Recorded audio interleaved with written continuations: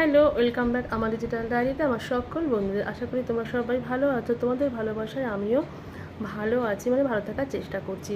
Actually যদি শুধুমাত্র যদি নিজের পরিবারকে নিয়ে ভাবো তো ঠিক আছে, ভালো থাকা যাচ্ছে বা থাকার চেষ্টা করা হচ্ছে, কিন্তু তুমি যখনই দেখবে তোমার চিন্তাধারাটা একটুখানি মানে নিজের ফ্যামিলি থেকে বাইরের দিকে নিয়ে যাবে, তখনই দেখবে তোমার ভালো থাকাটা কিন্তু অনেকটা কমে যাবে। তো যাই হোক, রিসেন্ট যেটা নিয়ে বলার, এই যে গতকালকে যে কাশ্মীরে এরকম একটা হামলা হলো, খবরে দেখতে পাচ্ছি যারা কিনা পরিচয় জিজ্ঞাসা করে করে মানে বলছে তুমি হিন্দু না মুসলিম, তারপর শ্যুট করেছে। সত্যি কথা বলতে কি, আমরা জানি ইসলাম ধর্মের অর্থই হলো শান্তি। তো যারা কিনা তোমরাই বলো, যারা কিনা এরকমভাবে জিজ্ঞাসা করে মেরেছে, মানে হিন্দু কিনা মুসলিম কিনা, ওরা কি সত্যিকারের মুসলিম? আমার কিন্তু একদমই মনে হয় না। তো আমার সেটা মনে হয় যে সত্যিকারের ধর্ম, হিন্দু বলো মুসলিম বলো, প্রত্যেকের ধর্মই কিন্তু হচ্ছে শান্তি এবং অপর ধর্মের প্রতি শ্রদ্ধা ভালোবাসা। যারা মুসলিম তারা যদি হিন্দুকে সম্মান না করে ভালো না বাসে, তারা কিন্তু সত্যিকারে মানে মুসলিম নয়, সেরকমভাবেই তাই। আর আমরা ছোটোবেলা থেকে কিন্তু এই সমস্ত শিক্ষা নিয়ে বা শিখতে শিখতে বা এরকমভাবেই কিন্তু আমরা বড় হয়েছি।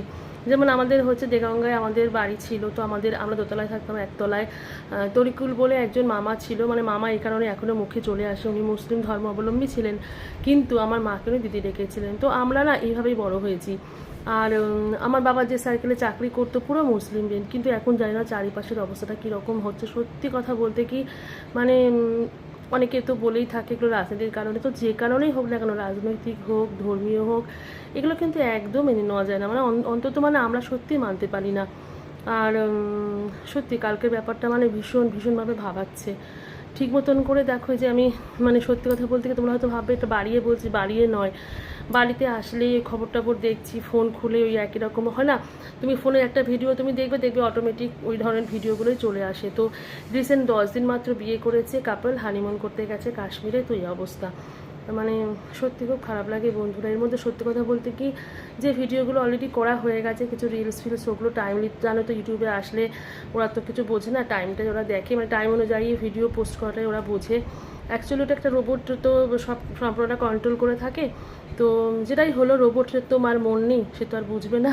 তো আমাদের ভিডিও দিয়ে যেতেই হবে, কিন্তু সত্যি কথা বলতে গিয়ে মন মানসিকতা খুব খারাপ। তবুও তার মধ্যে আবার বলি, আজকের দিনটা স্পেশাল ডে বা আমার বিবাহবার্ষিকী, কিন্তু সেরকম কিছু স্পেশাল করতে পারলাম না। অ্যাকচুয়ালি মনটাই ভালো নেই। তার মধ্যে আমার ছোটো বোনটার জ্বর হয়েছে, মেজো বোন আসতে পারবে না। তো এই আর কি, স্পেশাল কিছু মেনু করা হলো, ওগুলো খাওয়া দাওয়া হলো। ঠিক আছে, চলো এখনকার মতন রাখি। গুড ইভিনিং, শুভ সন্ধ্যা সবাইকে। সবাই ভালো থেকো, ভালো রাখার চেষ্টা করো। শরীরের দিকে কিন্তু অবশ্যই মানে যত্ন নিও, খুব গরম পড়েছে। আর সবাইকে প্লিজ ভালো রেখো, ভালো থেকো।